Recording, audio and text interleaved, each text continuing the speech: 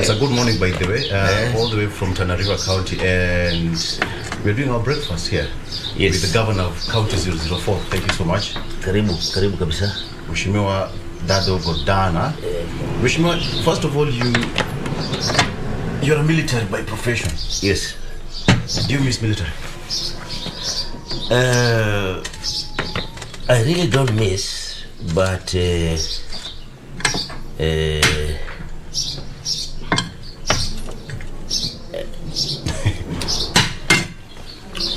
najivunia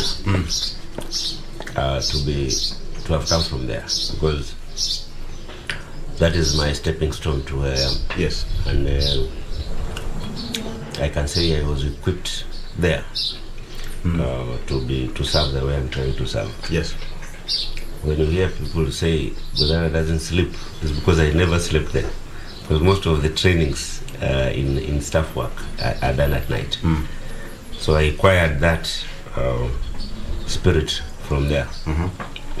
So you're hardened. Yeah. I'm hardened. I'm tested and qualified. Tana is a very interesting county. Yes. It's quite unique in terms of its location. Karibu breakfast, eh? Asante sana. Karibu. I can see matoke here, and this is fish. No, that's not matoke. That's matoli. Matoli. Matoli. It's a traditional food from Tana River. Yes, matoli. Let me tell you, taste. It looks like matoke. No, nitakuelezea vizuri. Okay. I can see you are struggling how to do it. Let me show you. Matoli inaliwa hivi. See, that way. You hold like this, not like this. You are holding like this. Oh, okay. So you hold like this. Okay. Yeah, like that. This is like ugali. Like this. Then, how is it? And there is fish. Now we can continue with the program. That's not fish. This is fish, No. It's machika. It looks like fish. Yeah, machika is a type of fish. Hey, let me see how we are doing it. Let me see. But just from where we come from. Now, what you're doing is called kumoda. Okay. Kumoda. Kwa modani sasa. Kwa modani. You've done it well. Now, kumoda that's the essence of doing it by hand. You're holding a spoon here. Unaribu. Yatakana hivyo unachukua, unaweka na wow. So this is like the traditional food from this side? This is the traditional food for this Tana. If you put rice there, you put ugali, and you put this. You see the way there is mandazi here and I'm on matoli. So this is so nice by there. It's like when you go to that side of Kenya, Nyanza or Western, kuku is a must. Now, sisi hapa ndio hii. Now, this is a type of banana that you don't find in Kisii. You don't find in Uganda. Unaona vile ina taste, unaisikia vizuri. Quite different, delicious. You can. I don't think it's even there in Meru. It's nowhere else. This type of banana is done. It does well here. This is the type of banana that is major. Because then the rest of them now they come second. But this is the real banana for Tana. If you go to the market, it is a big thing. The big thing. I don't know now how it goes, but some years when I was a small boy, we used to sell one piece at 10 cents. You know, when you talk of banana and farming, the whole issue of Galana Kulado and food security is part of the national government's agenda. True. What about you as a county government? No, we are part and parcel of the Galana. Last week we were the PS Agriculture to see what the progress of the project. And basically there we are fighting for the community component. Which is critical because we feel that the whole of the design of the scheme has to include the whole infrastructure for our community also. So part of the Galana is also a minor scheme or a scheme for the county. Now, talking about the whole thing of agriculture. Yes.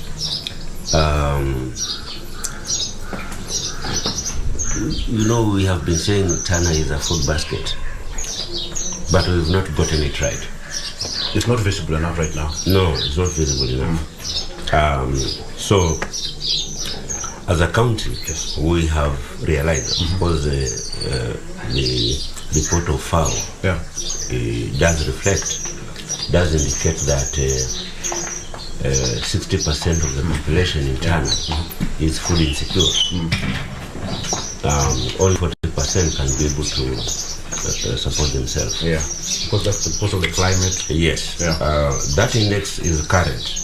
But if you go back, there's also the story from books that Tana River has never been able to sustain itself with food. And when we came in, we looked at it, and it is true. Today, there's food. There's plenty. Because tomorrow, of irrigation. Yeah, tomorrow, there's no food. So Tana has always relied so much on the supplies, wages. Yeah.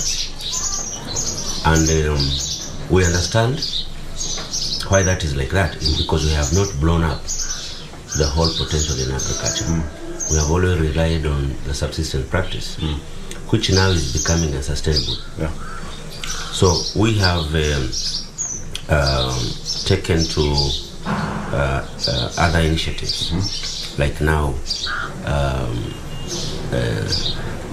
expansion of minor schemes. Yes.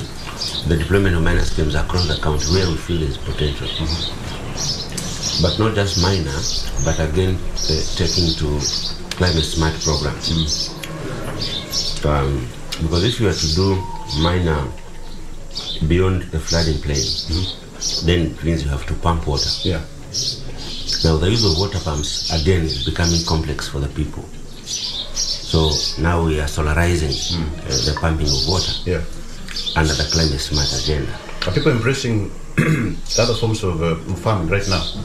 That's now what we are trying to do. We want to move from the reliant on subsistence to other forms, to large scale practices, and modernizing agriculture, adopting to modern technologies.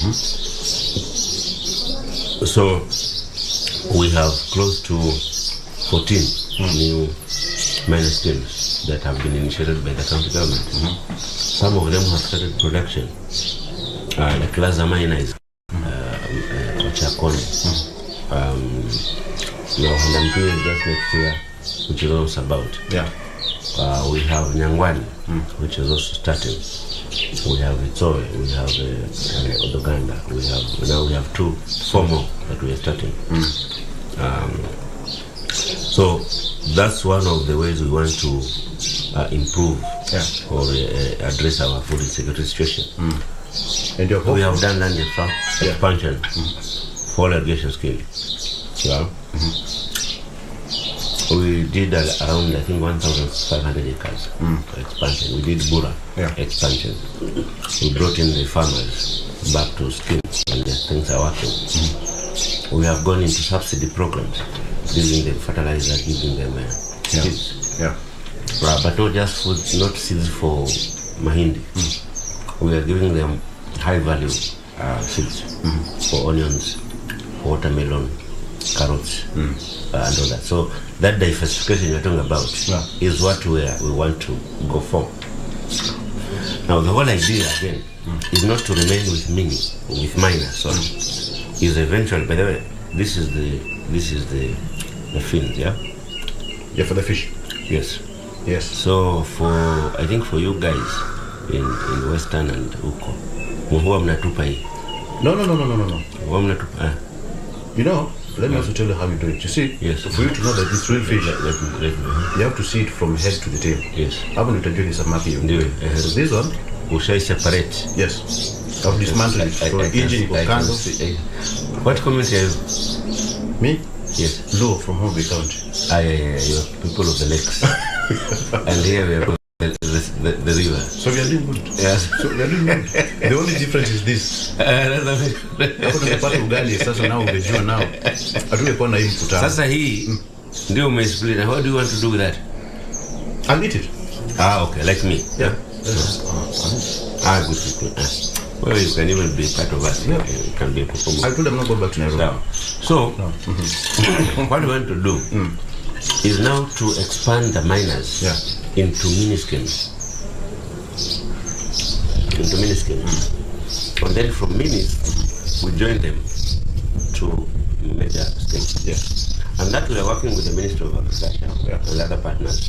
For example, how we want to do the mini. The miner was there to make our farmers appreciate dry weather farming and a shift from where they believe in to where they have not appreciated. That's the idea of pulling the miner out of the subsistence area. So now then from there, we have done it through solar. Yeah. But the mini cannot be done through solar. The mini has to be done through surface water harvesting. Okay. So the deployment of dams again becomes critical, which is far much beyond our capacity. So here we brought in national government under the KSA program to do dams. We've already done 2 dams up in the hinterland. Which one? But just there's one in Kesi and there's one in Titila. Okay. Those ones is because we want to move from just the normal pasture system into feedlots. That's the idea. Yeah. But apart from those 2, there are 2 we are deploying around here. So that we harvest water into these dams, and then through these dams we can now water and expand the minor into mini scale. Because water flow to the upper regions is a problem for irrigation right now. Which one? The flow of water for irrigation to the upper side of the Tana River. Most people cannot get water because of how to pump it. Yeah. So the solution, the biggest solution for NIB was now to do with the canals. The Nanigi one for gravity, and then the other one they are talking about from Sala that way. But that's long term. That's a big story. Yeah. And it's going to be probably very large scale. But we can still utilize surface water for irrigation. Yeah. Surface water for feedlots, and also for the rest of the now what we're going to see, the hydroponic program as part of climate smart farming. But is this sustainable? Hydroponics farming right now? Yes, I think yes. It is possible for, like now, for growing of grass and the rest of the crops that can grow under greenhouse. Yes. Agriculture. Okay. That is now another level we are going. So through the dams, we can now do. We can now go fast line agricultural program. Yeah. Like now drip farming, using less water to do more. So tunatosha samaki. Umemaliza habari? I'm done. Matoli imeingia. This thing is delicious. No, I've never eaten this food before. So it's beautiful. It's beautiful. Well, thank you so much. So basically, that is what on the food security sector we are doing. Okay. But we also have identified where to pilot for the minis. Yes. We have here, just here, around Hola. That is we can only cluster down. This land is one of the areas we pilot. Yeah. We have another area called Boji, across the river. There's already Boji irrigation, minor irrigation. We have already done the piloting with the CDA. So with our other partners, we are going now to move into the expansion of Boji. Yeah. And then we are looking at the area of Tarda. Those 3 are the ones that we are starting as pilots for the mini schemes. Okay. With our partners next week. We'll be there to look at the whole area, and so the experts will determine the technology that is required to use there. Okay.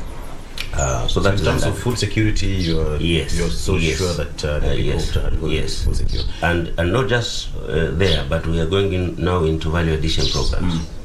We have already gazetted the committee for a project we call the Green Hat Project. Yes.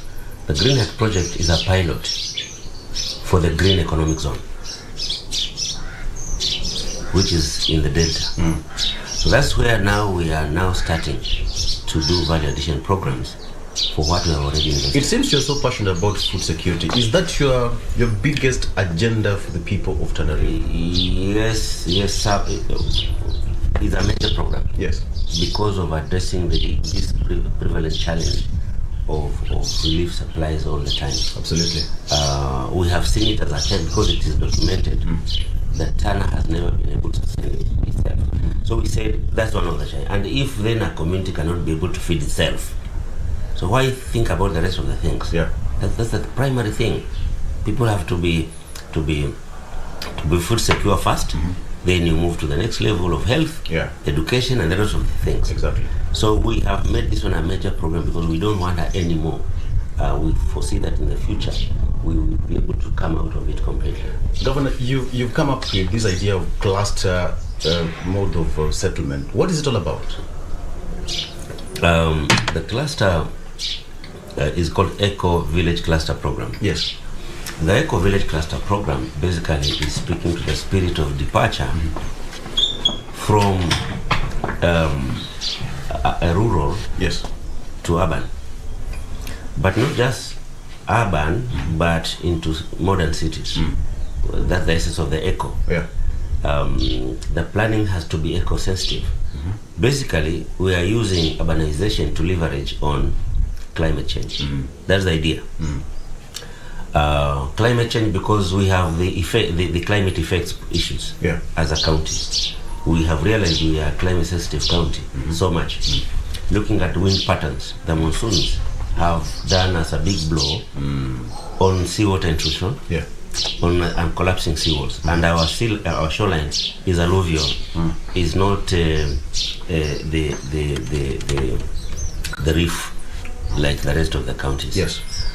So because of high winds, rising seawater levels, from that front, we are affected.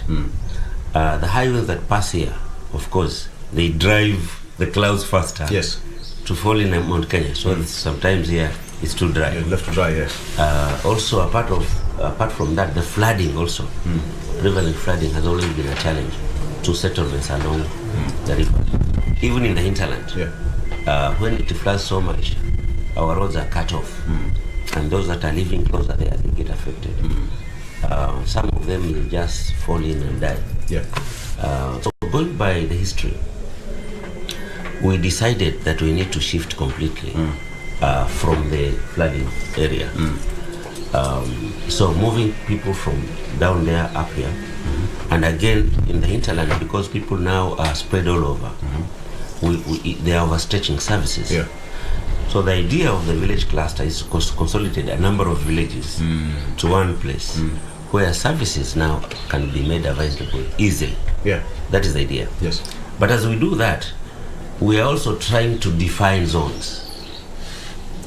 As you do the planning, you realize some of those clusters will emerge to become tourist centers. For example, Mbalambala in the north will emerge to become a tourist city. Asa, because it lies along a wildlife corridor, it will emerge to become a tourist city.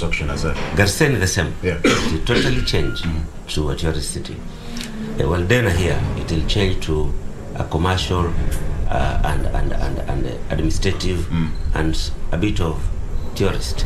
This whole town obviously is going to be a major hub for tourism. Why? And I'll explain. Because here we have a lot of tourist heritage facilities, which we have not yet identified, we have not documented properly, we have not developed to be able to bring in that value. For example, here we have the history of the Oloo prison, the Oloo massacre story, which you know. But there's nothing to show to date. Even national government have nothing to talk about so much. We know, all of us know the story, but it's not properly documented. It has not been developed properly to be able to attract, to bring out the value of it. That's one. Talk about the national anthem. The national anthem is known. The tone comes from here. Actually the origin. Yes, it's the origin. but we just talk about it casually, and that's the end of the story. So, as a county, we have tried to document it. We have now designed infrastructure that can remain as a heritage to generations, that anchors this municipality to national history. So we have come up with what we call the Tower of Anthem. The Tower of Anthem. The Tower of Anthem. Okay. Which is going to be built here. Apart from the tower, we have what we call the Pillar of Independence. Because this is the Pillar of Independence. That story, when people talk about... It's one thing that very few people know about. Yes. Because it's not Kapenguria massacre that brought in independence. It is the Hola massacre, which came earlier than Kapenguria. So it is out of the Hola massacre that the debate to let Kenya free was done in the House of Commons. Yes. So that's the beginning of the story for independence. Now the journey started to now bring in the Kapenguria massacre and the journey to look for an anthem. So the declaration for Kenya to be was earlier. Yes. Then the reorganization of Kenya followed. Then the search for an anthem came up later. Then Kapenguria. Yes. Then the declaration of the release of Kenyatta, and now. So these dates of Madaraka Day, whatever, they are all somehow chronologically done. Yes. From Kapenguria massacre, from Hola massacre to the history of independence. All right. So now here we wanted to put something called the Pillar of Independence. Then our Uhuru Park is going to be called the Garden of Anthem. The Garden of Anthem. Yes. That's our Uhuru Park. Yes. So that's the essence of the village cluster. Okay. Governor, allow us to take a break as we wash our hands from, you call it, Matoli. All right. Let's just take a break. And when we come back, we are going to talk about the issue of urbanization, which is quite close to your heart, even the politics of Tana River. So let's take a break. We'll be right back.